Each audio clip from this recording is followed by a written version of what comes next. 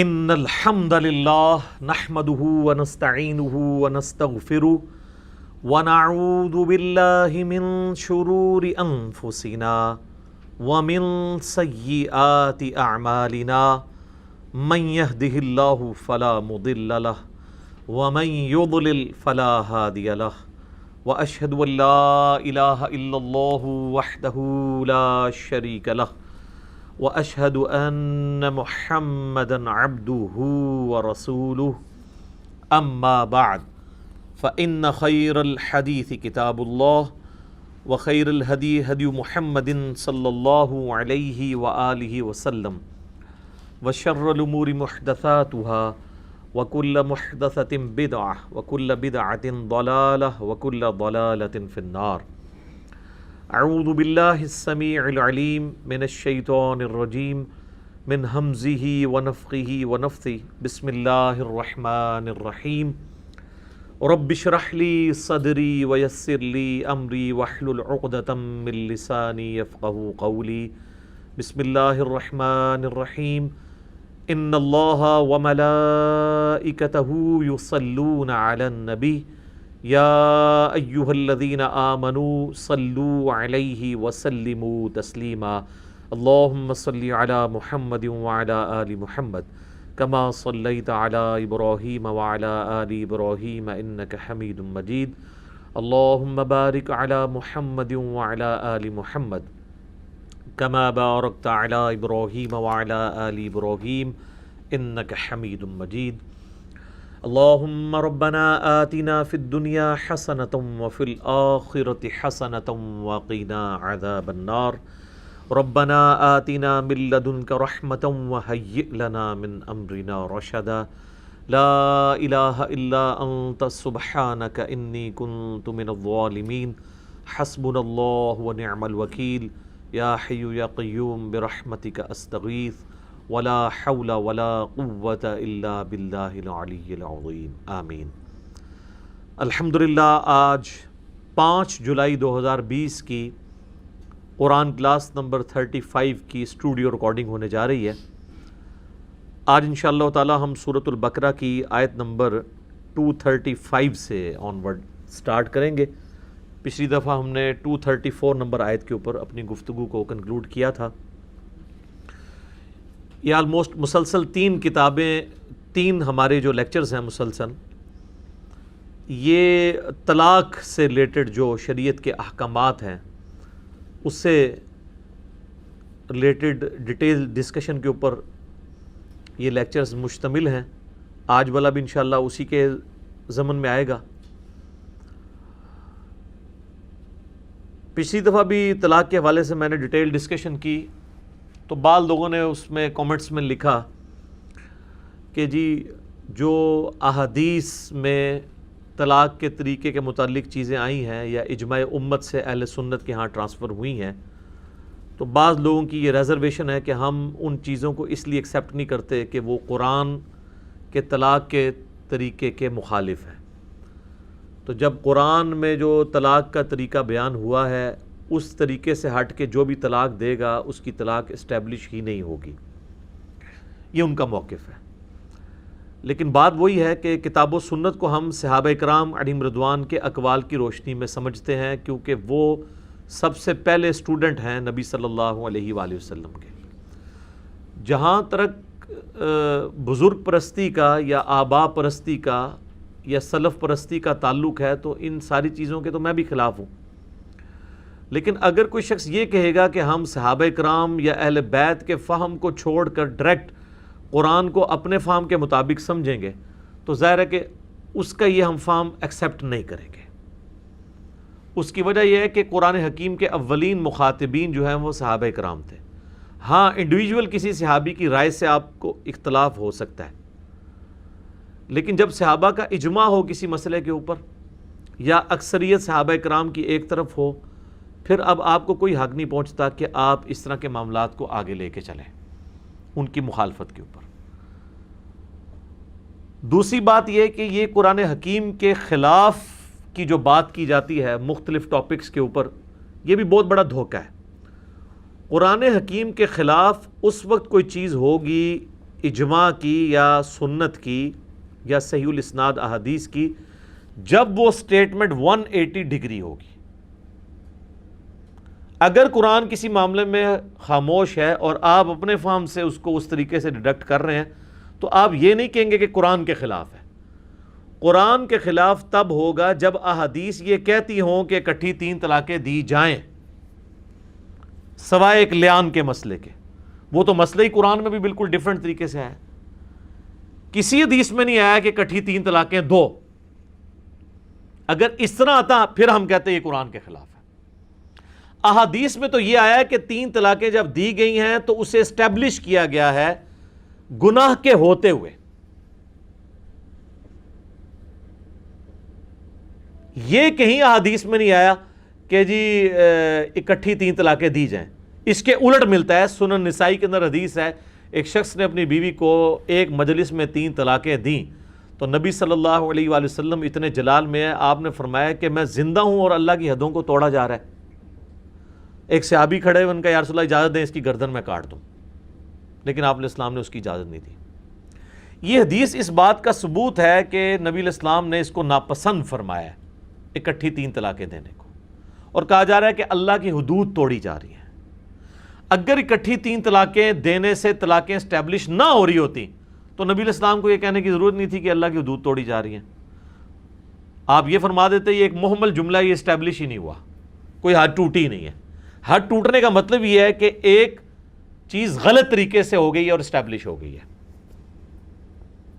پھر مسلم شریف میں حدیث ہے کہ نبی علیہ السلام نے حالت حیض میں طلاق دینے سے منع فرمایا, اور ڈیٹیل ملتی ہے کہ عبداللہ بن عمر نے حالت حیض میں اپنی بیوی کو طلاق دی تو نبی علیہ السلام نے ان کو کہا کہ رجوع کرو. تو وہ پھر آگے وہ تابعی پوچھتا ہے کہ وہ ایک طلاق جو حیض کی حالت میں دینا حرام ہے, وہ جو دی تھی وہ اسٹیبلش ہو گئی تھی. انہوں نے کہا اس کو اسٹیبلش کیے بغیر تو چارہ نہیں تھا, اگرچہ ہوئی حرام طریقے سے, لیکن اس ایک طلاق کو جو ایک اختیار تھا مرد کا وہ اس نے یوز کر لیا, وہ اسٹیبلش ہو گئی. اسی طریقے سے عوام میں یہ بھی مشہور ہے کہ جی جو پریگننٹ عورت ہے, حاملہ, اس کو طلاق نہیں ہوتی. یہ بھی بالکل جھوٹ ہے, کسی آیت کسی حدیث میں نہیں ہے. یہ آپ کی فلموں میں فلما دیتے ہیں. تو فلموں میں تو کئی ایک چیزیں ہیں جو عقیدے بن جاتے ہیں لوگوں کے. چاہے عورت پریگننٹ ہے یا نہیں ہے, طلاق اس کو دیں گے وہ طلاق اسٹیبلش ہو جائے گی. تو یہ ان باتوں کو یہ کہنا کہ قرآن کے خلاف ہے, قرآن کے خلاف تب ہوں گی جب آپ 180 ڈگری قرآن سے دکھائیں گے. قرآن میں کس جگہ پہ لکھا ہے کہ کوئی اگر اکٹھی 3 طلاقیں دے تو طلاقیں نہیں ہوں گی؟ جب تک یہ سٹیٹمنٹ نہیں. قرآن اس حوالے سے خاموش ہے, جس طرح اس سے بڑے معاملات میں قرآن خاموش ہے. قرآن کہتا ہے جب جمعے کے لیے اذان دی جائے تو مسجد کی طرف جاؤ, لیکن بتاتے ہی نہیں ہے کہ اذان کے الفاظ کیا ہیں. اب کوئی اجتہاد کرے کہ نہیں جی وہ اذان کے الفاظ یہ ہوں گے کہ جی جمعے کا ٹائم ہو گیا آ جاؤ مسجد. اذان کہتے ہیں پکارنے کو, تو پکارا ہی نہیں الفاظ کے ساتھ جائے گا. وہ سنت ہمیں بتاتی ہے کہ اذان کے الفاظ ہیں جو نبی علیہ السلام نے تعلیم فرمایا امت کو. اسی طریقے سے قرآن حکیم میں نماز کی تاکید 700 مقامات پر آئی ہے, طریقہ ایک جگہ بھی نہیں آیا. آپ سے مشورہ کر کے قرآن نازل ہوتا تو ایک جگہ تاکید آتی, باقی 700 کی جگہ جو ہے وہ 15-20 آیات اس طرح کی ڈیٹیل نازل ہوتی جس میں نماز کا طریقہ آ جاتا تو اختلاف ہی ختم ہو جاتا. تو یہ یاد رکھیں کہ دین کے ماخذ بنیادی طور پر 2 ہیں, قرآن اور سنت. جو کہتا ہے نا کہ دین کا ماخذ صرف قرآن ہے سنت نہیں ہے, وہ کافر ہے. جی گمراہ نہیں, کافر. اسے کفر اسلام کے اوپر بات ہوگی. اور جو یہ کہتا ہے کہ جو حدیث قرآن کے خلاف ہوگی, قرآن سے ٹکرائے گی, ہم اسے ایکسیپٹ نہیں کریں گے, وہ ہمارا بھائی ہے, اسے گلے سے لگائیں گے, لیکن اسے یہ سمجھائیں گے, گلے سے لگانے کے بعد نا اس کو بھینچیں گے زور سے, اور اسے کہیں گے کہ بھائی قرآن کے خلاف تب ہوگی جب 180 ڈگری سٹیٹمنٹ آئے. اس کی مثال میں نے کئی دفعہ بیان کی ہے. یہ میری ایک ڈیٹیل جو مجلس نمبر 96 ریکارڈ ہوئی تھی جاوید احمد غامدی صاحب حفظہ اللہ تعالیٰ کے نظریات کے اوپر, 200K پلس لوگ دیکھ چکے ہیں اسے. اس کے بنیادی 40 منٹ جو شروع کیے وہ میں نے اسی پہ تو بریف کیے تھے کہ ہم سے مقدمے پہ, اصول پہ بات کریں. صحیح بخاری میں حدیث ہے کہ ایک شخص حضرت عائشہ کے پاس آتا ہے اور کہتا ہے کہ یہ قرآن میں جو سورۃ البقرہ کی آیت ہے کہ صفا اور مروہ اللہ کی نشانیوں میں سے ہیں، کوئی حرج نہیں کہ تم ان کا طواف کرو. تو انہوں نے کہا کہ اس سے یہ رزلٹ نکلتا ہے کہ صفا مروہ کی سعی کرنا یہ فرض اور واجب نہیں ہے، کوئی کر لے تو ٹھیک، نہ کرے تو کوئی مسئلہ نہیں. اب ظاہری الفاظ میں اس طرف مانا بھی جاتا ہے، ایمانداری کی بات ہے.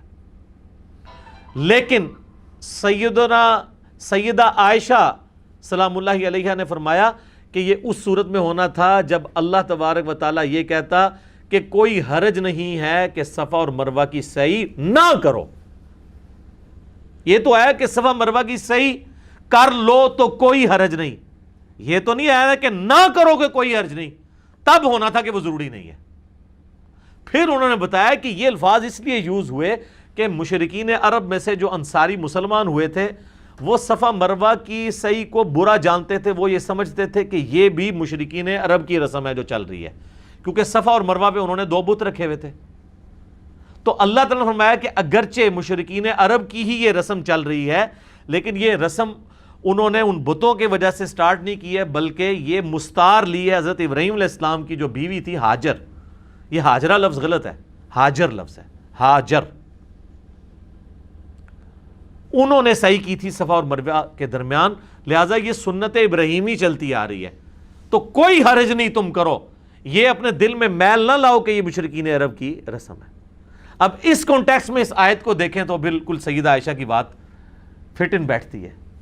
اب یہ کہنا کہ جی کوئی حرج نہیں ہے، تو یہ جو احادیث میں صفا اور مروہ کی سعی کو واجب قرار دیا گیا ہے حج اور عمرے کے لیے، یہ حدیثیں ہی فراڈ ہیں.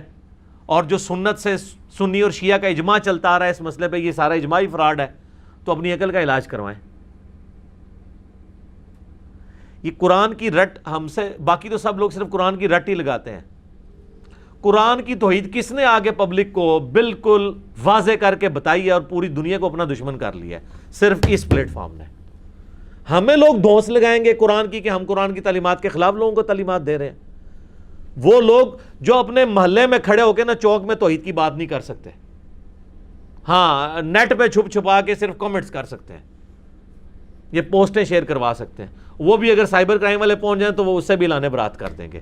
یہ تو توحید کی دلیری ہے. کون سا عالم دین ہے اس وقت جو قرآن کی توحید کو پبلک تک پہنچا رہا ہو؟ جرت ہی نہیں ہوتی. بس وہی توحید بیان کرتے ہیں، نہیں چاند اللہ نے بنایا، سورج اللہ نے بنایا. وہ سارے ہوتے غیر مسلم ہی مان رہے ہیں چاند اللہ نے بنایا، سورج اللہ نے بنایا. اس توحید نال کوئی فرق نہیں پیندا. توحید وہ بیان کرنی ہے جو نوح علیہ السلام نے بیان کی ہے، اور 950 سال میں 80 بندے بھی پورے نہیں کر سکے. سینچری تو مارنی دور کی بات ہے، 80 بھی پورے نہیں ہوئے. تو وہ توحید آپ سے کوئی نہیں سنے گا. تو اللہ کا شکر ہے یہ پلیٹ فارم قرآن کی دعوت کو لے کے چل رہا ہے. قرآن سے 180 ڈگری جب تک سٹیٹمنٹ نہیں ٹکرائے گی، قرآن خاموش ہے کہ کٹھی 3 طلاقیں دی جائیں تو اس کا کیا ہوگا. وہ صحابہ کرام کے میں نے الموطا امام مالک سے بتایا اقوال موجود ہیں، پوری ڈیٹیل کے ساتھ یہ چیزیں موجود ہیں. اور دوسری بات یہ، ہمارے معاشرے میں جو چیز عام ہو گئی ہے نا کہ 3 طلاقیں ضروری دینی ہے، بیوی کون ہی ہے، یہ بھی غلط ہے. طلاق تو ایک ہی دینی چاہیے.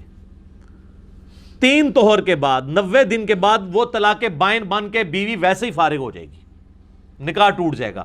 اب اس عورت کی مرضی، چاہے آپ سے دوبارہ نکاح کرے کیونکہ ایک طلاق ہوئی بھی ہے نا، چاہے کسی اور مرد سے کرے. البتہ 90 دن کے اندر وہ والا مرد جو ہے زیادہ حقدار ہے رجوع کرنے کے، کیونکہ وہ طلاق رجعی ہوگی، اس میں نکاح نہیں ٹوٹتا، صرف طلاق ہوتی ہے. لیکن 90 دن کے بعد طلاق بائن ہونے سے نکاح بھی ٹوٹ جاتا ہے. اب نیا نکاح اور نیا حق مہر ہوگا.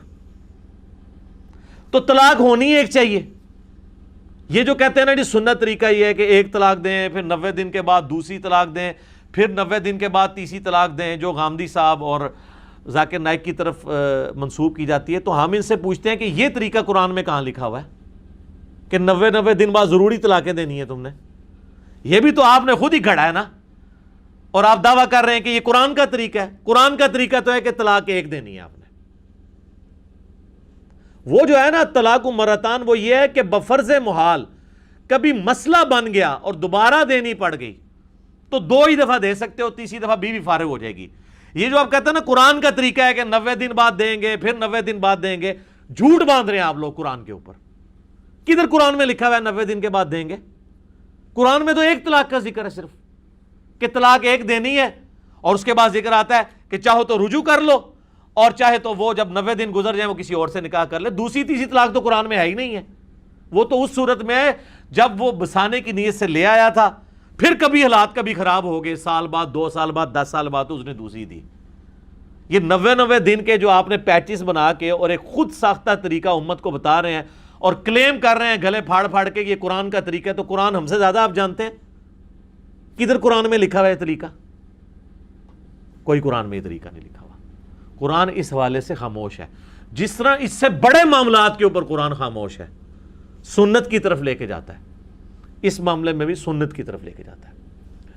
کافی عرصہ پہلے جب میرا یہ نظریات سامنے آیا نا، اس وقت مولانا اسحاق صاحب رحمہ اللہ تعالی زندہ تھے، تو ہمارے جو فات بھائی ہیں جو ان کا چینل چلاتے ہیں، مولانا اسحاق اردو، نسٹ یونیورسٹی میں وہ پروفیسر ہیں، شریف النفس آدمی ہیں، مجھ سے رابطے میں رہتے ہیں، تو انہوں نے نا مولانا اسحاق صاحب رحمہ اللہ تعالیٰ کو کال ملائی کہ اس طرح جو ہے نا، وہ انجینئر صاحب کہتے ہیں کہ ایک مجلس کی 3 طلاقیں 3 ہوتی ہیں۔ انجینئر صاحب یہ نہیں کہتے کہ ایک مجلس میں 3 طلاقیں دی جائیں، میں تو 1 طلاق کے بھی مخالف ہوں، آپ 3 کی بات کر رہے ہیں۔ ہم تو لوگوں کو چیخ چیخ کے مسلم شریف کی حدیث سنا رہے ہیں کہ شیطان کا تخت پانیوں پہ لگا ہوا ہے، وہ تو خوش ہوتا ہے جب کوئی طلاق ہوتی ہے، تو وہ اپنے اس چیلے کو جس نے طلاق کروائی ہوتی ہے اس کو جفی ڈال کے ملتا ہے۔ میں نے کو کہنا ہے کہ 3 طلاقیں ایک مجلس میں دیں، میں تو یہ بتا رہا ہوں کہ اگر کوئی دے بیٹھے تو اسٹیبلش ہو جائیں گی، لوگوں کو ایجوکیٹ کریں کہ 3 کیا، وہ 1 بھی نہ دیں، اور جب کبھی دینی پڑے تو 1 ہی دیں۔ اور اگر پاکستان کے قانون کے شر سے بچنا ہو تو عورت خلا لے لے، کیونکہ مسند امام شافعی میں سیدنا عثمان غنی رضی اللہ تعالیٰ عنہ کا فتویٰ موجود ہے کہ اگر عورت خلا لے گی نا، اگرچہ خلا ایکویلنٹ ٹو 3 طلاق ہوتا ہے، یا 1 طلاق 90 دن گزر جائیں تو اس کے ایکویلنٹ ہوتا ہے، لیکن اس میں چونکہ مرد نے طلاق نہیں دی ہوتی، لہٰذا اسی مرد کے ساتھ دوبارہ شادی ہو سکتی ہے، حلالے اور حرامے کے بغیر ہی۔ وہ میں نے پچھلی دفعہ بریف کر دیا تھا حلالہ کیا اور حرامہ کیا۔ حلالہ بھی وہ ایک چھری بنائی ہوئی ہے، وہ تو حلالہ نیچرل ہو جائے تو ہو جائے، یہ جو پری پلان حلالہ ہے اس کو تو سنن ابن ماجہ میں لعنت کی گئی ہے۔ تو مولانا اسحاق صاحب کو انہوں نے کال ملائی کہ اس طرح جی انجینئر صاحب یہ کہتے ہیں جی کٹھی تھی۔ میں نے کبھی یہ نہیں کہا کہ کٹھی 3 طلاقیں دیں، میں تو آپ سے ایک ورژن آگے ہوں، آپ تو کہتے ہیں نا 90 دن کر کے کہیں، میں تو کہتا ہوں 2 ہی کوئی نہ، اور اگر 2 تو قرآن کے تحت 1 ہی دو، 90 دن کے بعد وہ ویسے ہی آزاد ہے، چاہے آپ سے شادی کرے چاہے کسی سے، کم از کم آپشن تو کھلا رہے۔ تو آپ کے بزرگوں نے، آپ کے علماء نے، آپ کے بھی سو کالڈ قرآن کی دعوت دینے والوں نے آپ کو قرآن کے طلاق کا طریقہ بھی غلط بتایا ہے۔ قرآن کی طلاق کا طریقہ تو ہم آپ کو بتا رہے ہیں کہ یہ ہے، آپ کو کس نے کہہ دیا 90 دن کے بعد دو؟ وہ بھی غلط ہے۔ طلاق تو 1 ہی دینی ہے اگر ضرورت پڑے، 90 دن بعد وہ ویسے ہی عورت آزاد ہے۔ ویسے بھی اس نے جو اپنا خلا کا وہ اس کا جو عدت کا پیریڈ ہے وہ تو 90 دن گزارنا ہی ہے، چاہے کسی نے حرام کام کرتے ہوئے کٹھی 3 دی ہیں چاہے 1 دی ہیں، 90 دن تو اس نے گزارنے ہیں، اس سے پہلے تو وہ شادی کر بھی نہیں سکتی، لہٰذا 1 ہی دیں، 90 دن بعد وہ آزاد ہے۔ ہاں، جو عورت خلا لے گی تو وہ ابو داؤد ترمذی ابن ماجہ میں موجود ہے کہ اس کی جو عدت ہے نا وہ 1 مہینہ ہے، بشرطے کہ وہ پریگنٹ نہ ہو۔ پریگنٹ کی قرآن میں آیا کہ وضع حمل، اولاد پیدا ہونے کے بعد اس کی عدت ختم ہوگی، چاہے وہ 6 مہینے لگ جائیں، چاہے وہ 9 مہینے لگ جائیں، چاہے 1 دن لگے، اور اگر وہ متعلقہ ہے تب بھی اور بیوہ ہے تو تب بھی، سوگ بھی ختم ہو جائے گا 4 مہینے 10 دن والا۔ یہ اللہ نے پریگنٹ عورت کو نا ایک ایج دی ہے کہ کیونکہ اس کے گھر اب خوشی آئی ہے نا، تو اب سوگ کی کوئی تک نہیں بنتا، کیونکہ اللہ نے اس سے بڑی خوشی اسے دے دی ہے، تو سوگ اس کا ختم، اب جو بیوہ نے کرنا تھا وہ بھی ختم۔ تو قرآن کی روح سے یہ باتیں کرنا غلط ہے۔ وہ مولانا اسحاق صاحب کو فات بھائی نے کال ملائی اور کہا جی وہ علی بھائی کہتے ہیں کٹھی 3 ہو جاتی ہیں، اور وہ کہتے ہیں یہ صحابہ کا اجماع ہے، اور وہ کہتے ہیں یہ جو حدیث ہے مسلم شریف کی کہ نبی علیہ السلام کے زمانے میں 3 ایک تصور کی جاتی تھی، پھر حضرت ابوبکر کے زمانے میں، پھر حضرت عمر کے بھی ابتدائی چند سالوں میں، پھر حضرت عمر نے اس کو اسٹیبلش کیا کہ 3 کٹھی دی جائیں گی تو 3 ہی میں شمار کروں گا، مسلم شریف کی حدیث۔ تو پہلی بات یہ ہے کہ یہ تو حدیث آپ لوگوں کے بھی خلاف جاتی ہے۔ آپ لوگ کہتے ہیں کہ قرآن کے خلاف ہم نہیں باتیں مانیں گے، تو سیدنا عمر نے کیا قرآن کے خلاف یہ ڈیسیژن دیا تھا؟ یہ ہمیں پیش کرتے ہیں نا کہ حضرت عمر نے 3 طلاقیں اکٹھی کروائی ہیں، تو پیش کہاں سے کر رہے ہیں؟ مسلم شریف سے۔ تو پھر اگر اس حدیث کو آپ صحیح مانتے ہیں تو اس کا مطلب ہے کہ اس امت میں قرآن کے احکامات کو پہلے توڑنے والے تو آپ سیدنا عمر پہ تہمت لگا رہے ہیں کہ انہوں نے یہ کام جو توڑا ہے، تو یہ مجھے کیوں کہہ رہے ہیں کہ میں نے طریقہ بدل دیا اور میں لوگوں کو بتا رہا ہوں؟ آپ یہ حدیث ہمیں پیش کرتے ہیں نا، تو حدیث کو پھر آپ خود بھی ٹھیک مانیں نا، اور آپ کے حضرت عمر نے پہلی دفعہ قرآن کے طلاق کا طریقہ بدلا، قرآن میں طریقہ اور تھا، حضرت عمر نے اپنا بنا دیا، کڈی بڑی پھکی ہے، اے تو ہی لبدی ہے۔ اس کو کہتے ہیں تھنک آؤٹ آف باکس۔ وہی بات جو آپ دلیل کے طور پہ پیش کر رہے ہوتے ہیں وہ آپ کو پتہ ہی نہیں ہے کہ آپ ہمارے اوپر وہ تھوڑی مارنا چاہ رہے ہیں اور آپ کے اوپر وہ توپ کا گولا بن کے گر رہی ہے۔ اور جیسا تو ہم پتہ جڑے سمجھدار فوجی ہوتے ہیں نا، وہ گرنیڈ پھاڑ کے نا واپس اڑ دیتے ہیں۔ میرے اللہ کو گرنیڈ سٹے، میں وہ بھی واپس سٹاں گا، نال جڑا نا تبرکن تو اور بھی چونگے سٹاں گا واپس۔ یہ حدیث انہوں پیش کرتے ہو۔ اس کی میں نے پوری ایکسپلینیشن کی تھی کہ یہ حدیث جو ہے اس پہ امام نسائی نے باب باندھا ہے کہ اس عورت کے لیے جس کے ساتھ مرد نے صحبت نہ کی ہو۔ وہ تو ہم بھی مانتے ہیں کہ جس عورت کے ساتھ مرد نے صحبت نہ کی ہو وہ غیر مدخولہ اسے کہا جاتا ہے۔ اس کو ایک وقت میں جب آپ 3 طلاقیں دیں گے وہ ایک سے ہی فارغ ہو جائے گی، اس کو 3 کی ضرورت نہیں، پھر اس کے ساتھ نیا نکاح ہو سکتا ہے۔ لیکن شادی شدہ عورت جس کی رخصتی ہو چکی ہے، جس سے مرد نے صحبت کی ہے، اس کے ساتھ اگر یہ کام کریں گے تو پھر سر اب وہ اس کی طرف آپ رجوع نہیں کر سکتے اگر کٹھی 3 طلاقیں دے دی ہیں۔ تو مولانا ساق صاحب کہتے ہیں کہ ہاں یہ علی کی بات صحیح ہے۔ وہ فون کال انہوں نے میرے خلاف چڑھائی ہوئی ہے، اس فون کال کی ایک ایک بات مولانا ساق صاحب نے اگرچہ میرے خلاف کی ہے لیکن وہ خود ان کے موقف کے خلاف جاتی ہے۔ انہوں نے کہا یہ علی کی بات صحیح ہے کہ صحابہ کرام کا یہی موقف تھا کہ کٹھی 3 طلاقیں 3 ہوتی ہیں۔ تو سر پہلی بات تو ثابت ہوئی کہ انجینئر صاحب صحابہ کرام کے فام کے ساتھ کھڑے ہوئے ہیں، خود بقول مولانا ساق صاحب کے جو میرے خلاف کال ریکارڈڈ ہے 4 منٹ کی، وہ آپ سن لیں۔ دوسرا انہوں نے کہا علی کی یہ بات بھی صحیح ہے کہ عبداللہ ابن عباس جن کے اوپر یہ پورا اہل حدیث کا مسئلہ کھڑا ہے وہ خود بھی ایک وقت کی 3 طلاقوں کو 3 مانتے تھے۔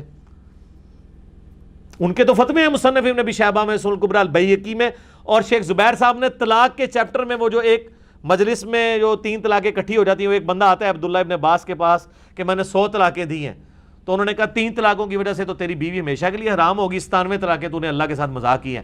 ابن عباس تو خود فتویٰ دیتے تھے کہ ایک مجلس کی 3 طلاقیں 3 ہوتی ہیں، لہٰذا ابن عباس کی حدیث مسلم شریف سے پیش کرنا کہ حضرت عمر پہلا شخص ہے جس نے اکٹھی 3 طلاقیں کروائی ہیں، وہ انہوں نے کروائی تھی غیر مدخولہ کے لیے۔ انہوں نے کہا کہ ہم اب اس کے لیے بھی اس کو اسٹیبلش کر دیں گے، اب لوگوں کا یہ عذر نہیں قبول کریں گے، یہ علیحدہ سے ایک ٹاپک ہے۔ تو وہ مولانا ساق صاحب کہتے ہیں کہ وہ ابن عباس بھی دیتے تھے۔ لو جی، ایک ابن عباس پہ ہی آپ کھڑے تھے اور اس کی بھی ایک روایت کے اوپر جو مسلم شریف کے اندر ہے، اور اس کا فہم بھی آپ اس طریقے سے بیان کرتے تھے، اور جب ہم کہتے تھے کہ ابن عباس تو خود اس کے خلاف چلتے ہیں جو اپنی روایت بیان، اگر راوی حدیث اپنی روایت کے خلاف چل رہا ہو تو اس کا کیا مطلب ہے کہ وہ اس روایت کو کس درجے میں لیتا ہے؟ اس کا فہم وہی لیتا ہے جو ہم لیتے ہیں، کہ ان کو عبداللہ ابن عباس کو پتا تھا یہ غیر مدخولہ کے لیے جس کے ساتھ مرد نے صحبت نہ کی ہو۔ تو مولانا ساق صاحب کہتے ہیں وہ ابن عباس واقعی نا فتویٰ وہی دیتے تھے جو حضرت عمر کا ہے، وہ فتنے کے ڈر کی وجہ سے فتویٰ، یہ انہوں نے مولانا ساق نے تعویل کی۔ اس میں پھر میں نے ان کو علمی طور پہ جواب دوں گا ان کے شاگردوں کو کہ ابن عباس تو وہ بندہ ہے جو تو ڈرتا ہی نہیں تھا بڑے سے بڑے سخت حکمران سے بھی۔ خود مولانا ساق صاحب بتاتے ہیں کہ جی جو ہم بھی بیان کرتے ہیں کہ سنن نسائی میں حدیث ہے کہ وہی عبداللہ ابن عباس عرفات میں باہر نکلتے ہیں اور تلبیہ کی آواز نہیں سنتے، تو وہ کہتے ہیں میں تلبیہ کی آواز نہیں سن رہا، تو بتایا جاتا ہے لوگ حضرت معاویہ کے ڈر کی وجہ سے تلبیہ کہنا چھوڑ گئے، چونکہ حضرت علی اونچی آواز میں تلبیہ کہتے تھے، انہوں نے سنت جاری کی تھی، حضرت معاویہ اس کے الٹ چل رہے تھے۔ تو انہوں نے فرمایا کہ سنن الکبریٰ البیہقی میں بھی اس کی پوری ڈیٹیل موجود ہے، انہوں نے کہا ان پر اللہ کی لعنت ہو، معاویہ کی ناک خاک آلود ہو، انہوں نے بغض علی میں رسول اللہ کی سنت کو چھوڑ دیا۔ رسول اللہ اونچی آواز میں لبیک کہتے تھے، پھر ابن عباس نے وہاں لبیک اللہم لبیک اونچی آواز میں کہا۔ یار حضرت معاویہ کا جو دور ملوکیت تھا، جتنی سختیاں اس کے اندر تھیں، حضرت عمر میں تو پھر بھی سنت کی بات سن کے ٹالنس آ جاتی تھی۔ ابن عباس تو وہ دلیر بندہ ہے جو حضرت معاویہ کے اگینسٹ کھڑا ہو گیا۔ اس کے بارے میں کہنا کہ حضرت عمر کے دور میں وہ حضرت عمر کی عزت کرتے ہوئے خاموشی اختیار کر لیتے تھے. اور یہ وہی ابن عباس ہے جس کے بارے میں مسند احمد میں آتا ہے حج تمتع پہ جب حضرت عمر نے پابندی لگائی اور لوگ آ کے جو وہ بات کرتے ہیں تو حضرت ابن عباس ہی کہتے ہیں قریب آسمان سے پتھر برس پڑے کہ میں تمہیں رسول اللہ کی حدیثیں سناتا ہوں اور تم کہتے ہو کہ عمر نے حج تمتع پابندی لگائی، رسول اللہ نے حج تمتع کیا ہے. یہ وہ ابن عباس ہیں، وہ تو لحاظ ہی نہیں کرتے تھے کس کا. لہٰذا ان کی بات کہنا کہ انہوں نے تقیتاً حضرت عمر کے دور میں 3 کو 3 کہا تھا، بعد میں تو کوئی ملتا ہی نہیں ہے. ان کے تو فتاوے جو موجود ہیں ان میں تو یہی ملتا ہے کہ وہ اسٹیبلش کرتے تھے. ہاں اہل تشیع کے ہاں یہ رائے پائی جاتی ہے. ہم کوئی مطلب تنگ نظر نہیں ہے کہ ہم کہیں کہ یہ رائے نہیں پائی جاتی. میرا دعویٰ ہے کہ اہل سنت کے ہاں یہ اتفاقی مسئلہ چلتا آ رہا ہے. اہل سنت میں یہ ابن تیمیہ سے پہلے کسی نے اس مسئلے کو اس طریقے سے جو ہے نا وہ کھڑا نہیں کیا، اور ابن تیمیہ کے بعد بھی اہل حدیث میں سارے لوگ اس کے قائل نہیں ہیں. شیخ زبیر علی صاحب نہیں قائل تھے، بلکہ وہ مجھے کہتے تھے کہ علی بھائی آج کے اہل حدیث کا ایک مسئلہ ایسا ہے جو میں کہتا ہوں اجماع صحابہ اور اجماع امت اور اہل سنت کے خلاف ہے. اجماع کے یہ لفظ بولا کرتے تھے، اور وہ طلاق کا مسئلہ ہے. میرے 1 to 100 کوسچنز میں جب میں نے آخر میں مجھے پتا تھا یہ جواب نہیں دیتے ہیں کیونکہ وہ پورا ایک مسلک کھڑا ہوا ہے نا، تو میں نے اس سوال کے سٹارٹ میں کہا تھا آپ کی مرضی جواب دیں یا نہ دیں. تو میں نے کہا 3 طلاق کا مسئلہ بتائیں، تو وہ اس پہ کھڑے ہو گئے تھے. اگر وہ اہل حدیث والا مسئلہ بیان کرنا ہوتا انہوں نے تو کر دیتے، ہمیں پتا تھا وہ جواب نہیں دیں گے. لیکن ریٹن میں مشکات کی پہلی جلد میں طلاق والے چیپٹر میں آپ جا کے دیکھ لیں. تو جو لوگ یہ سمجھتے ہیں کہ ہم معاذ اللہ قرآن کے خلاف چل رہے ہیں تو ایسا نہیں ہے. قرآن کے خلاف چلانے کے لیے آپ کو قرآن میں 180 ڈگری سٹیٹمنٹ دکھانی پڑے گی. ادروائز کوئی شخص اپنی مرضی سے اجتہاد کرتا ہے، نہیں جی قرآن میں چونکہ یہ آیا ہے، اب چونکہ یہ آ گیا تو قرآن کے بالکل خلاف ہو گیا. ایسے نہیں ہوتا. یہ جو لوگ گمراہ ہوئے ہیں اوائل اسلام میں فرقے، قرآن پاک کی آیات کو مولڈ کر کے، جبریہ اور قدریہ. آپ کیا سمجھتے ہیں جبریہ اور قدریہ حدیثیں پیش کرتے تھے؟ قرآن کی آیات ہی لیتے تھے. جبریہ وہ جن آیات میں آتا ہے کہ تم کیا چاہو گے، جو چاہے گا وہ اللہ ہی چاہے گا، اللہ جسے چاہے ہدایت دے دے، جسے چاہے گمراہ کر دے. جبریہ کہتے تھے دیکھو یہ آیات واضح ہیں کہ انسان کوشش سے کچھ نہیں کر سکتا، جس کو اللہ نے دوزخ کے لیے پیدا کیا ہے وہ اللہ ہی اسے خود گمراہ کرے گا. قدریہ جو ہیں وہ دوسری طرف آتے تھے، وہ کہتے تھے قرآن میں آیت ہے وَالَّذِينَ جَاهَدُوا فِينَا لَنَهْدِيَنَّهُمْ سُبُلَنَا، جو لوگ ہماری راہ میں کوشش کریں گے ہم انہیں راہ دکھائیں گے. وہ کہتے تھے کہ دیکھیں یہ کوشش آپ کی اپنی ہے، اللہ نے کچھ نہیں کرنا، اللہ نے تو بعد میں جو کچھ کرنا ہے کرنا ہے. لیکن وہ پھر اتنا غلو اس میں کرتے تھے کہ وہ تقدیر کو بھی سائڈ پہ نکال دیتے تھے. جبکہ اہل سنت کا موقف درمیان میں ہے کہ نہ ٹوٹلی انسان کے اختیار میں اللہ نے چیز چھوڑی ہوئی ہے اور نہ ٹوٹلی جبر کیا ہے انسان کے اوپر. جبر کہتے ہیں یہ زبردستی کرنا، جبریہ اسی سے نکلے ہیں. وہ کہتے ہیں ہم پہ اللہ نے جبر کیا ہے، معاذ اللہ ہمیں دوزخ یا جنت کے لیے زبردستی پیدا کر دی ہے اور اسکروٹنی کر دی ہے.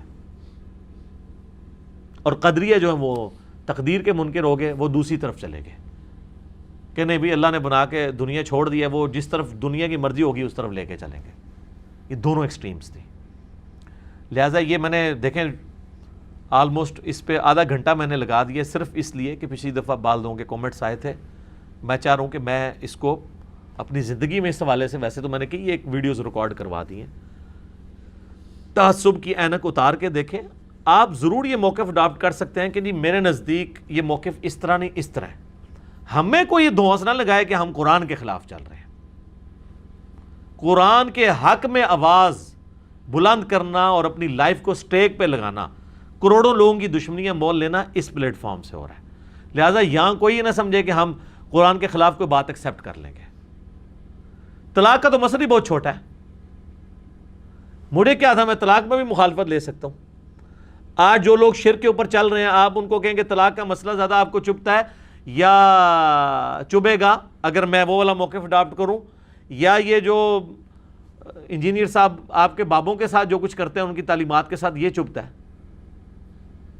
تو وہ کہیں گے جی وہ سارے موقف ہی اڈاپٹ کر لیں ہمارے مخالفت کے، صرف ہمارے بابوں کو کہنا چھوڑ دیں تو ہم اس کے ساتھ کھڑے ہیں. مجھے کئی علماء ہیں، مفتیاں ہیں، فون کرتے ہیں جی انجینئر صاحب بہت بڑا کام کر رہے ہیں جی، آپ اہل بیت کا دفاع تو کسی نے آج تک ویسا کیا ہی نہیں جو آپ کر رہے ہیں، بس صرف بابوں پہ ہاتھ ہلا رکھیں. بھی بابوں پہ ہاتھ ہلا کیسے رکھ لیں؟ جب ہم اہل بیت کے دفاع کے لیے کھڑے ہیں تو ہم اللہ کے دفاع کے لیے نہ کھڑے ہوں، توحید کے دفاع کے لیے نہ کھڑے ہوں؟ اہل بیت سے ہماری عقیدت کیا اس وجہ سے کہ وہ اہل بیت کو اللہ نے مرتبہ دیا ہوا ہے، یا اس وجہ سے کہ ان کی نسبت اللہ اور اس کے رسول کے ساتھ ہے؟ ہمیں کسی کے ساتھ کیا ہمدردی ہو سکتی ہے؟ دیکھیں، انسان کی محبت صرف خونی رشتے کے ساتھ ہوتی ہے جو نیچرل ہے، باقی ساری محبتیں آپ نے ارن کرنی ہے۔ نبی علیہ السلام کے ساتھ بھی ہماری جو محبت ہے وہ ہم نے ارن کی ہوئی ہے، بچپن سے ہمارے دماغ میں ڈالا گیا۔ ادروائز آج ایک نیو مسلم آتا ہے، اس کو نبی علیہ السلام کی محبت ارن کرنی پڑے گی۔ صحابہ کو اس لیے ارن کرنی نہیں پڑتی تھی کہ وہ حضور کی صحبت کر لیتے تھے، آپ کی شخصیت سے متاثر ہوتے تھے، آہستہ آہستہ آپ کے دل میں، ان کے دل میں حضور کے لیے محبت آ جاتی تھی۔ آج نبی علیہ السلام کی آپ کس طرح کسی کے دل میں محبت ڈالیں گے؟ تعلیمات کی روشنی میں آہستہ کرتے وہ ارن کرے گا۔ لیکن ماں باپ کی محبت، بیوی بچوں کی محبت آپ کو ارن نہیں کرنی پڑتی، بلکہ آپ کے اندر جبلی طور پہ اللہ نے رکھی ہوئی ہے۔ تو اہل بیت کی محبت ہمارے اندر جبلی نہیں ہے، ہم نے ارن کی ہے۔ صحابہ کی محبت ہم نے ارن کی ہے، رسول اللہ کی محبت ہم نے ارن کی ہے۔ تو جو محبتیں ہم نے ارن کی ہوئی ہیں وہ محبتیں ہم نے اللہ کی وجہ سے ارن کی ہیں۔ جبلت میں جو ہماری محبت ہے وہ ہماری گاڈ کے ساتھ ہے، جو کریٹر ہے ہمارا، وہ ہمارے اندر وہ محبت موجود ہے۔ آپ اسے عشق الہی کہہ دیں، اس کو محبت الہی کہہ دیں، جو بھی آپ اس کے لیے نام رکھتے ہیں، باقی سب نسبتیں تو اس کی وجہ سے۔ جامعہ ترمذی میں حدیث ہے، نبی صلی اللہ علیہ وآلہ وسلم نے فرمایا، اللہ سے محبت کرو کہ اس نے تمہیں نعمتوں سے نوازا ہے، یعنی تمہارے پاس جو کچھ ہے، تمہارے بیوی بچے ماں باپ صحت آنکھیں دل گردے سرکمسٹانسز سب کچھ اللہ کے ہیں، یہ ڈیزرو کرتا ہے اسے محبت کرو، اور مجھ سے محبت کرو کہ میں اللہ کا پیغمبر ہوں۔ رسول اللہ نے اپنی شخصیت کو بھی اللہ کے ساتھ جوڑا ہے۔ یہاں پہ وہ شیخ احمد سرندی جسے یہ لوگ مجدد الافسانی کہتے ہیں، وہ الٹ بات کرتا ہے، وہ کہتا ہے میں اللہ سے محبت اس لیے کرتا ہوں کہ وہ رسول اللہ کا رب ہے۔ کتنا گستاخانہ جملہ ہے یہ، رسول اللہ کے سامنے کہا جائے نا تو جس طرح وہ ماشاء اللہ وشئت والے کو حضور نے کہا تھا نا، ٹھیک ہے، کہ بئس الخطیب انت، وہ جو مسلم شریف میں حدیث آتی ہے، وَمَن يَعْصِهِمَا، جو ان دونوں کی نافرمانی کرے، اور مسند احمد میں آتا ہے کہ وہ حضور نے فرمایا قل بل ما شاء اللہ وحدہ۔ تو یہ اور قرآن میں آیا جناب، لقد من اللہ علی المؤمنین اذ بعث فیہم رسولا، یہ اللہ کا احسان ہے کہ مومنین میں رسول کو بھیجا ہے۔ اللہ نے تو یہ کہا نہیں ہے کہ یہ رسول اللہ کا احسان ہے کہ اس نے تمہیں اللہ کا تعارف کروایا۔ یہ ہر چیز کو الٹتا ہے، اور یہ تو چلو پرانے تھے نا، رسول اللہ تک رہتے تھے، اب تو رسول اللہ صلی اللہ علیہ وسلم بھی بیچ میں سے نکل چکے ہیں، اب تو کہتے ہیں ہمارے بابے سب کچھ ہیں، انہوں نے ہی ہمیں اللہ رسول کا تعارف کرایا، کھیت ہے مٹی تو انہوں تعارف کرایا ہے، اپنی عبادت کروائی ہے، اپنے نامہ دے کلمے پڑھوائے نے۔ تو ان چیزوں کو سمجھے کہ ہم سب کچھ اللہ کے ریفرنس سے لے کے چلتے ہیں۔ اگر اللہ کو آپ نے نکال دیا ہے تو سر آپ کے پلے اب کوئی شے نہیں ہے۔ کوئی رشتہ، چاہے روحانی رشتہ ہو، چاہے جسمانی رشتہ ہو، چاہے دودھ کا رشتہ ہو، چاہے نسب کا رشتہ، اس کی زیرو اہمیت ہے۔ ہم بھی اپنے ماں باپ کے ساتھ وہی سلوک کر رہے ہوتے جو آج گوروں نے ان کو اولڈ ایج ہاؤسز میں رکھا ہوا ہے، اگر ہمیں شریعت کی پابندی نہ ہوتی۔ وہ کہتے ہیں دیکھیں جی ہمارے ماں باپ نے تو اپنی جوانی عیاشی سے گزاری ہے، تو ہمیں حق نہیں ہے کہ ہم اپنی جوانی عیاشی سے گزاریں کہ ان کو پالیں ادھر بیٹھ کے۔ لاجیکلی وہ بات بالکل درست ہے، بچپن میں ہی تھوڑا عرصہ پالا ہے نا، اس کے بعد جب جوانی ہوتی ہے تو وہ اپنی عیاشی کر رہے ہوتے ہیں اور اولاد ہو جاتی ہے۔ وہ کہتے ہیں اب ہماری عیاشی کرنے کا موقع ہے تو ہم ان کو 20 30 40 سال بابوں کو، ادھر تو بابے پھر بھی جلدی جان چھوڑ دیتے ہیں، ادھر تو آپ کو پتہ ہے 80 90 تک تو سارے ہی جاتے ہیں۔ وہ کہتے ہیں اب ہم 20 سال کے ہوئے تو 60 سال اب ان کو پالیں، انہوں نے تو ہمیں 20 سال نہیں پالا تو ان کو ہم 60 سال سنبھالیں۔ لاجیکلی تو بالکل ٹھیک کر رہے ہیں۔ ہاں اللہ کے ریفرنس سے دیکھا جائے تو اللہ نے قرآن حکیم میں کم از کم 4 مقامات پہ توحید کے بعد سب سے پہلا حق ماں باپ کا کہا ہے، تو یہ تو اللہ کا منہ ہمیں مارتا ہے۔ ادروائز تو کوئی شخص بھی کسی کے ساتھ جو ہے وہ خیر خواہی والا معاملہ نہ کرے۔ یہ سب کچھ لوگ جو ہے نا وہ 2 نمبری کر رہے ہوتے ہیں یہ لو میرجز میں بھی آپ دے رہے ہوتے ہیں جی جان دے دوں گا جی یہ کر دوں گا وہ کروں گا، بعد میں آپ دیکھتے ہیں کتے کی طرح ایک دوسرے کو پڑھ رہے ہوتے ہیں، طلاقیں ہو جاتی ہیں، 80% سے زیادہ ناکام ہو جاتی ہیں. تو وہ محبت نہیں ہوتی ہے، وہ بیسیکلی شہوت ہوتی ہے جس کو انہوں نے ایک پاکیزہ محبت کا نام دیا ہوتا ہے. محبت تو شادی کے بعد ہوتی ہے، کیونکہ اللہ نے قرآن میں آپ دیکھ لیں کہیں بھی عورت سے مرد کے ساتھ جو تعلق ہے اس کو شادی کے بعد ہمیشہ ذکر کیا ہے کہ ہم نے تمہاری جنس سے تمہاری بیویاں بنائی تاکہ تم ان سے سکون حاصل کرو اور دل میں محبت ڈال دی ایک دوسرے کے. اللہ تو بعد ہی شادی کے بعد سٹارٹ کرتا ہے، پہلے والا تو کوئی فیر والا چکر ہی نہیں ہوتا جس کو پاکیزہ محبت کہتے ہیں. اور پاکیزہ محبت وہ کہتے ہیں کہ جی بس وہ جی ہم نے وہ ایکسٹریم رویہ کوئی قائم نہیں کیا، بس ہاتھ لگانے تک ہے یا کوئی ڈیٹ مارنے تک ہے، اس کو پاکیزہ محبت. لعنت ہے، پاکیزہ محبت کہاں سے ہوئی ہے؟ تو آپ دین کے مزاج کو سمجھیں. میں نے اتنا اس کو اس لیے کور کیا تاکہ ہم آج بس طلاق والا پورشن کور کریں گے، اور پھر دوسرے پارے کا اینڈ جو ہے نا وہ طالوت اور جالوت کی جنگ کے اوپر ہے. وہ متقاضی ہے کہ ہم اسے الگ ایک لیکچر میں کور کریں انشاءاللہ نیکسٹ قرآن کلاس کے اندر. اور یہ طالوت اور جالوت غزوہ بدر ہے بنی اسرائیل کا، ادھر بھی 313 تھے، صحیح بخاری میں آتا ہے، اور نبی علیہ السلام کے ساتھ بھی 313 تھے. اور یہ طالوت اور جالوت کی جنگ اسی جگہ پہ ہوئی تھی، عین الجالوت جسے کہا جاتا ہے، جہاں پہ سلطان رکن الدین بیبرس نے پہلی دفعہ منگولوں کو شکست دی تھی، جو میں نے ارطغرل ڈرامے والے اس میں کلپ میں بتایا تھا.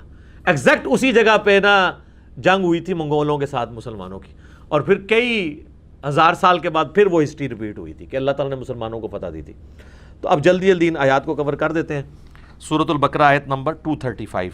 اعوذ باللہ من الشیطان الرجیم، بسم اللہ الرحمن الرحیم. ولا جناح علیکم فیما عرضتم بہ من خطبۃ النساء، اور کوئی گناہ نہیں تم پر اس بات میں کہ اشارے سے پیغام نکاح پہنچا دو ان عورتوں کی طرف، یعنی جو عورتیں مطلقہ ہیں یا بیوہ ہو چکی ہیں. او اکننتم فی انفسکم، یا اپنے دل میں اس خواہش کو چھپائے رکھو. علم اللہ انکم ستذکرونہن، اللہ تعالیٰ خوب جانتا ہے کہ تم ان کا ذکر تو کرو گئی، تم خواہش رکھتے ہو ان سے نکاح کی، لیکن ظاہر ہے کہ جب تک عدت ہے اس دوران آپ ان کو پیغام نکاح نہیں پہنچا سکتے، یہ اللہ کی طرف سے حرام ہے. وَلَٰكِن لَا تُوَاعِدُوهُنَّ سِرًّا، البتہ ان سے کوئی خفیہ طور پر وعدہ نہ لو. إِلَّا أَن تَقُولُوا قَوْلًا مَعْرُوفًا، ہاں شریعت کے مطابق کوئی معروف بات کر سکتے ہو، کسی کے ذریعے یہ پیغام پہنچا سکتے ہو، لیکن اس میں نکاح کے الفاظ نہیں استعمال. کسی عورت کے ذریعے ایسی مطلقہ یا بیوہ کو آپ پیغام یہ پہنچا سکتے ہیں کہ جی آپ نے عدت گزارنے کے بعد مجھے آپ سے ایک ضروری کام ہے. یہ نہیں کہہ سکتے کہ میں آپ سے نکاح کی خواہش رکھتا ہوں، تو ظاہر ہے کہ وہ عورت کو ایک اشارتاً بات پہنچے گی. تو یہ اللہ کی حدود ہے.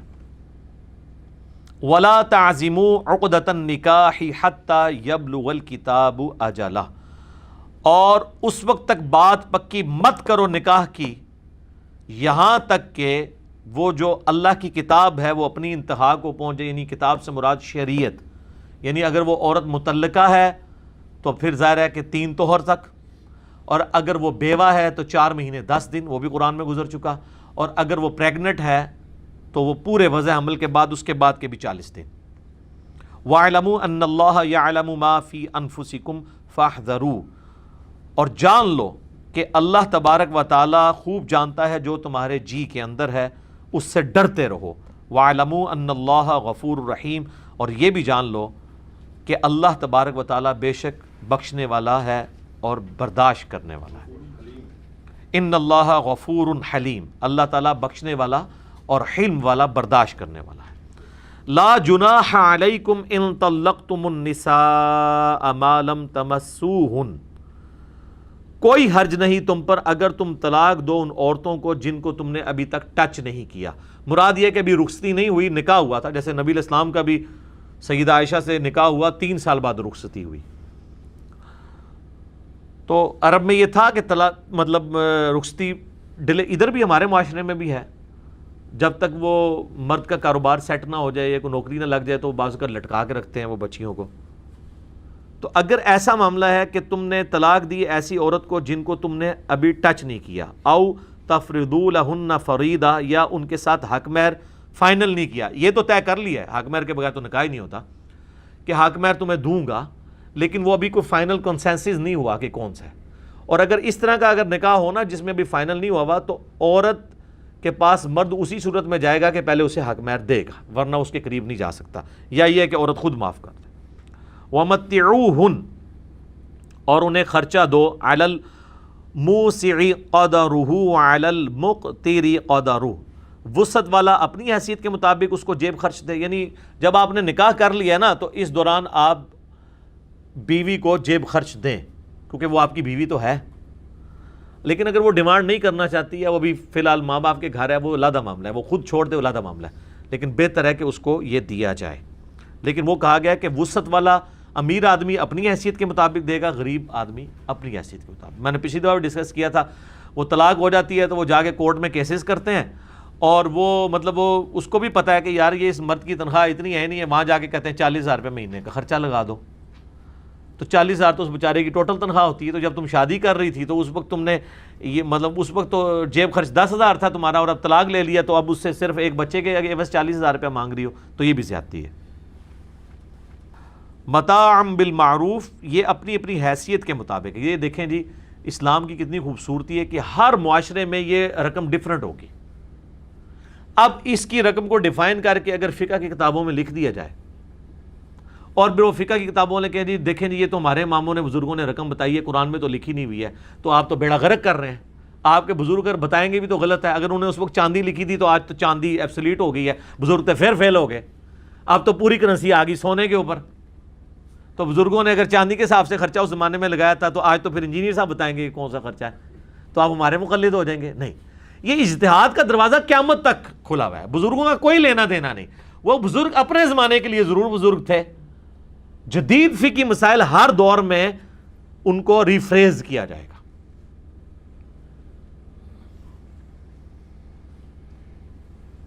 حقا علی المحسنین، یہ حق ہے، یہ فرض ہے نیکوکاروں کے اوپر کہ وہ یہ کام کریں.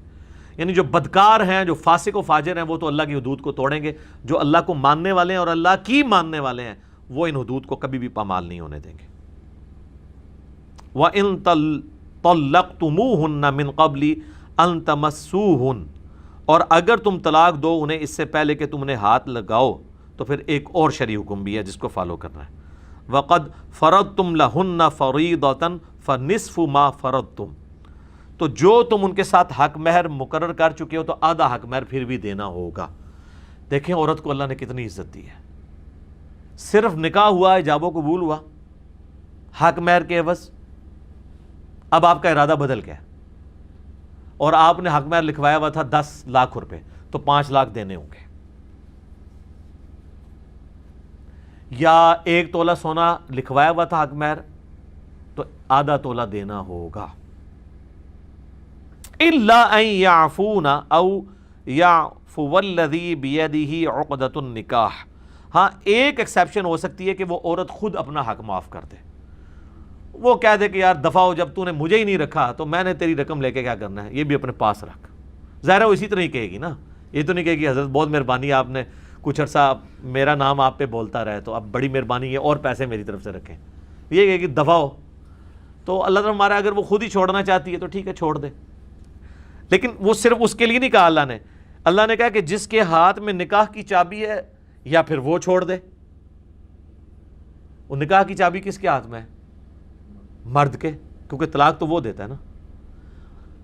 عورت کے ہاتھ میں بھی چابی ہے لیکن وہ جوڈیشری کے تھرو ہے، کھلا. لیکن مرد کے تو ہاتھ میں جس وقت ہے وہ چابی وہ عورت کو کیا دے گا، وہ اپنے کوئی چابی لگا لے گا، باہر پوری زندگی جناب پچھتاندہ رہے گا میں کام کے پا لیا. تو جس کے ہاتھ میں نکاح کی چابی ہے وہ خود چھوڑ دے. مراد کیا کہ یار تو پورے ہی اس کو دے دے، وہ یہی چھوڑے گا نا. کہ اگر وہ حق مہر دے چکا تھا اس عورت کو تو اب وہ کہے گا جی میں نے چونکہ ہاتھ نہیں لگایا، رخصتی نہیں ہوئی، تو آدھا مجھے واپس کر دے. تو وہ تو اس کا حق ہے کہ آدھا واپس لے لے مرد. تو اللہ فرما رہا ہے کہ اگر چاہو تو چھوڑ ہی دو، ٹھیک ہے یار جو دیا ہے اس کے پاس ہی رہنے دو. عورت بھی معاف کر سکتی ہے اور مرد بھی. وَأَن تَعْفُوا أَقْرَبُ لِلتَّقْوَىٰ، اور اگر تم معافی کر دو یہ پرہیزگاری کے قریب ہے۔ اللہ تعالیٰ نے اصول تو بیان کیا ہے، لیکن انکریج اس کو کیا کہ یار ٹھیک ہے، نکاح کیا تھا یار، کیا فرق پڑتا ہے، اس کے پاس ہی رہنے دو، آدھا بھی واپس نہ لو، پورے عورت کو دے دو۔ وَلَا تَنْسَوُا الْفَضْلَ بَيْنَكُمْ، اور نہ بھلایا کرو احسان کو آپس میں لین دین کے معاملے میں، یعنی اس کی جزا پھر اللہ دے گا۔ یہ مرد پھر اس عورت کے ساتھ اگر ایک طرف اس کو یہ تکلیف پہنچی ہے نا کہ اس نے اس کو چھوڑا ہے، اس نے جینون ریزن سے بھی چھوڑا ہو، تو ایٹ لیسٹ یہ احسان بھی اللہ کے حضور اس کی نیکی پکی ہو جائے گی کہ ٹھیک ہے پورا اس کے پاس رہنے دیا۔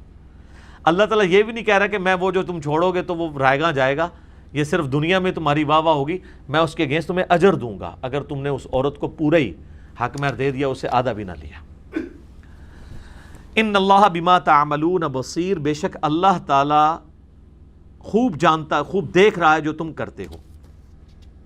اب یہ طلاق کی اتنی لمبی ڈسکشن جو کئی آیات سے چل رہی ہے، اس کو کنکلوڈ اللہ تعالیٰ کس کے اوپر کر رہا ہے؟ نماز کے اوپر، کیونکہ طلاق کے مسائل میں جگہ جگہ ایک بات آئی تھی، تقوی، تقوی، اللہ سے ڈر جاؤ، اللہ تمہیں دیکھ رہا ہے، اللہ کی حد نہیں چھوڑنی، اللہ تمہارے نفسوں کے اندر آنے والے خیالات کو بھی دیکھنے والا ہے۔ تو اللہ کا تصور دل میں پختہ کرنے کا ذریعہ سب سے بڑا کون سا ہے؟ نماز۔ موسیٰ علیہ السلام کو بھی اللہ نے کیا وحی کی تھی؟ وَأَقِمِ الصَّلَاةَ لِذِكْرِي، مجھے یاد رکھنے کے لیے نا نماز کو قائم رکھنا ہے۔ باقی ساری عبادات تو چھوٹی ہیں نا جی، ایٹ لیسٹ جو عبادت ریکوائرڈ ہے وہ تو نماز ہے۔ اور کوئی بندہ کوئی سنت اذکار نہ بھی کرے، صرف فرض نماز ہی پڑھتا رہے، تو وہ 5 ٹائم اللہ تعالیٰ کو رسپانس کر رہا ہے، اللہ کی یاد اس کے دل سے جا نہیں سکتی۔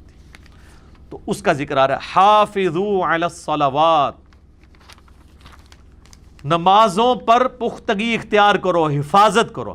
حفاظت کا مطلب کیا ہے؟ کسی چیز کی حفاظت کس طرح کی جاتی ہے؟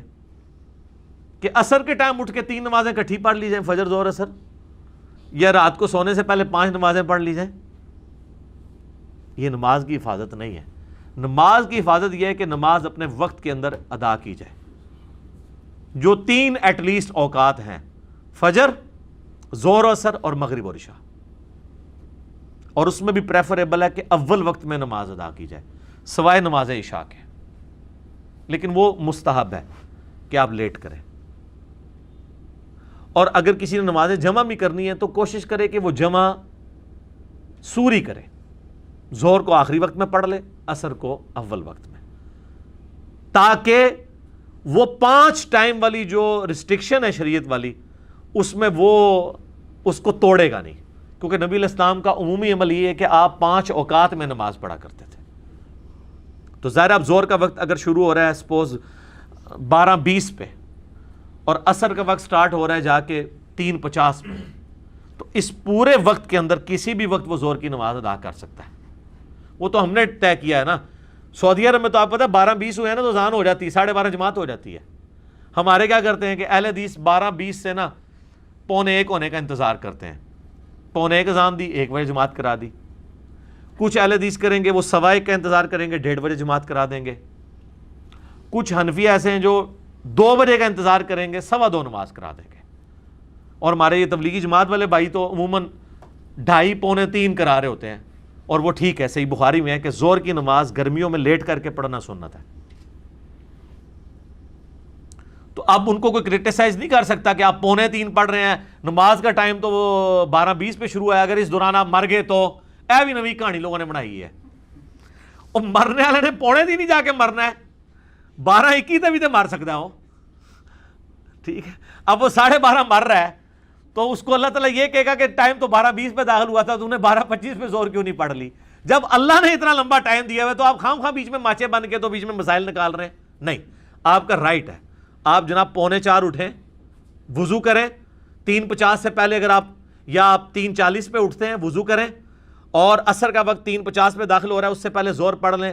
آپ کو دنیا کیا اللہ میں نہیں پوچھ سکتا، کیونکہ وہ اللہ تعالیٰ لا تبدیل لکلمات اللہ، اللہ نے جو اپنے احکام بنا دیے نا وہ اللہ تعالیٰ اپنے احکامات کو نہیں توڑے گا، آپ سے نہیں سوال ہوگا۔ اور سر یہ تو وہ مسئلہ ہے جس کو امام حنیفہ بھی مانتے ہیں، یہ جمع سوری وہ ہے جس کو امام حنیفہ بھی مانتے ہیں کہ اگر وہ پوری زندگی بھی جمع سوری کرتا رہے اس پہ کوئی شرعی فتویٰ نہیں ہے۔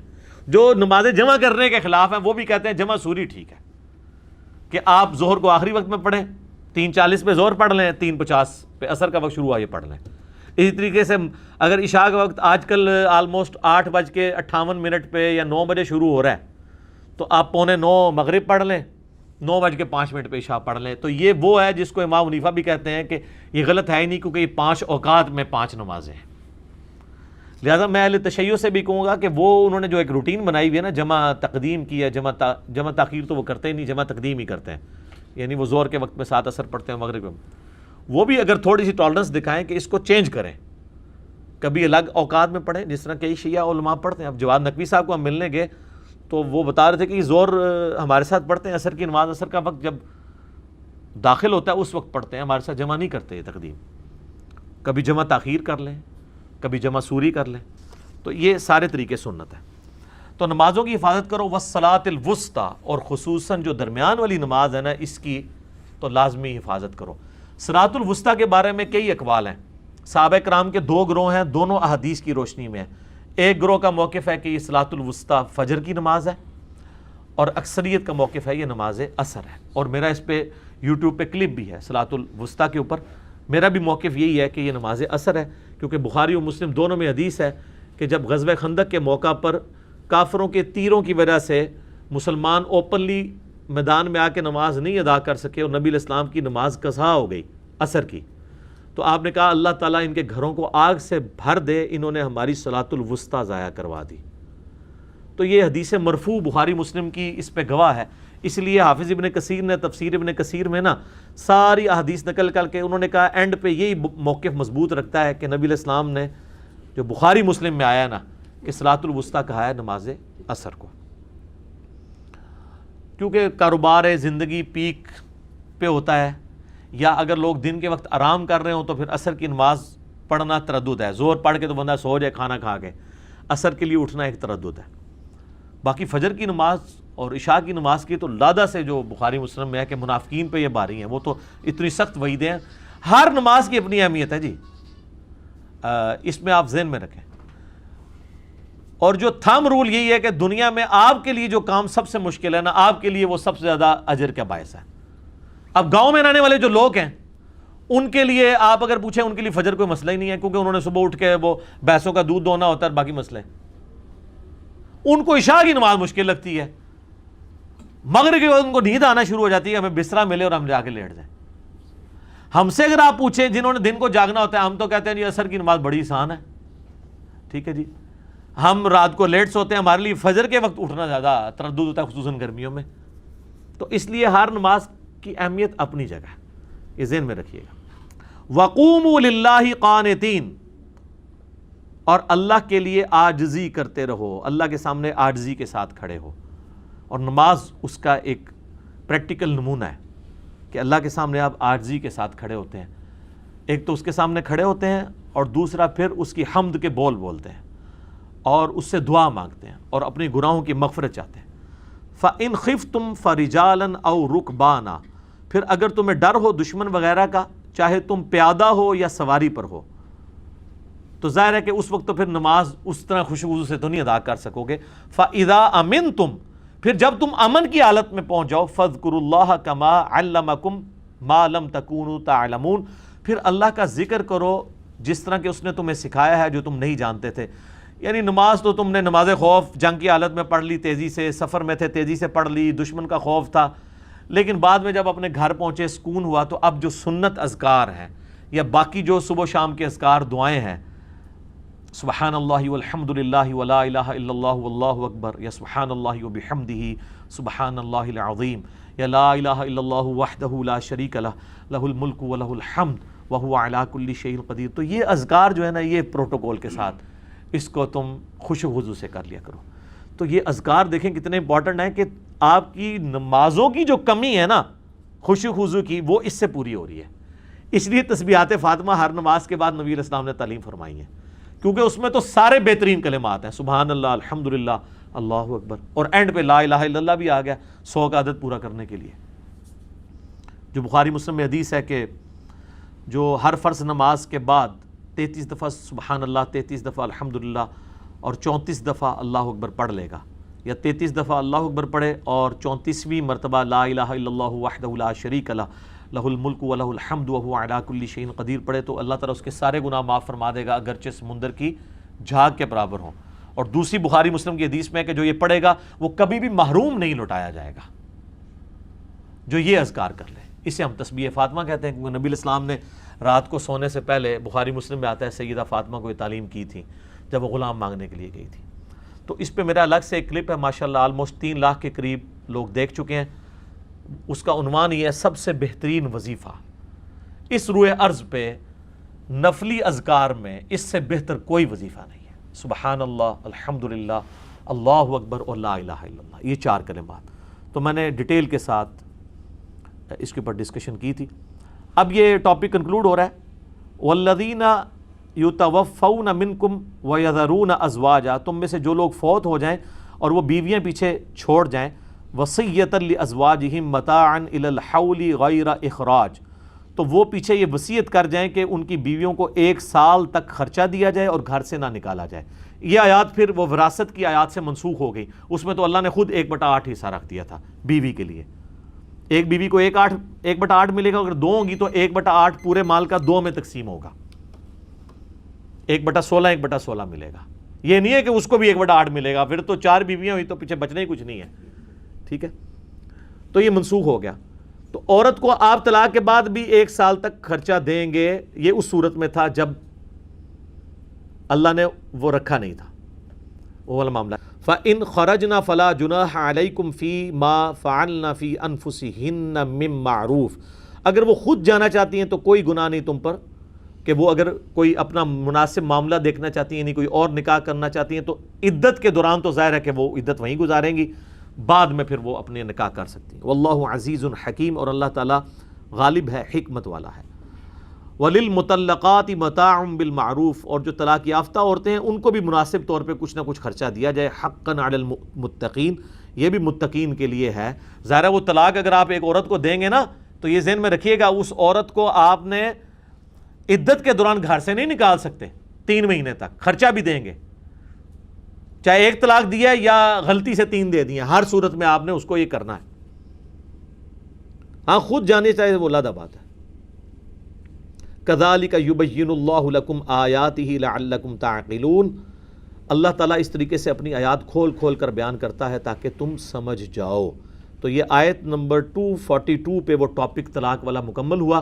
یہ اللہ کی سنت ہے کہ بیچ میں اگر کوئی اور ٹاپک بھی آ جائے نا، پھر بھی جو مین ٹاپک ہوتا ہے نا، جب گفتگو کنکلوڈ کی جاتی ہے نا، اس سے ریلیٹڈ پھر آپ سورہ نساء دیکھیں، سٹارٹ ہوئی ہے وراثت کے احکامات کے ساتھ، پھر 70-80 آیات بیچ میں منافقین کے بارے میں، جب اینڈ ہوئی ہے نا آخری آیت کون سی ہے؟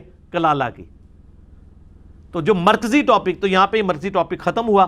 اب بنی اسرائیل کی ہسٹری یہاں سے شروع ہوگی. طالوت اور جالوت کی جنگ والا معاملہ وہ انشاءاللہ ہم اگلی دفعہ ڈسکس کریں گے.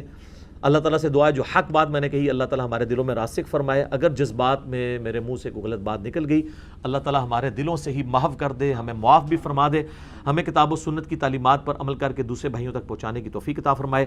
سبحانک اللہم و بحمدک، اشہد ان لا الہ الا انت، استغفرک و اتوب الیک، وما علینا الا البلاغ المبین. جزاکم اللہ خیرا.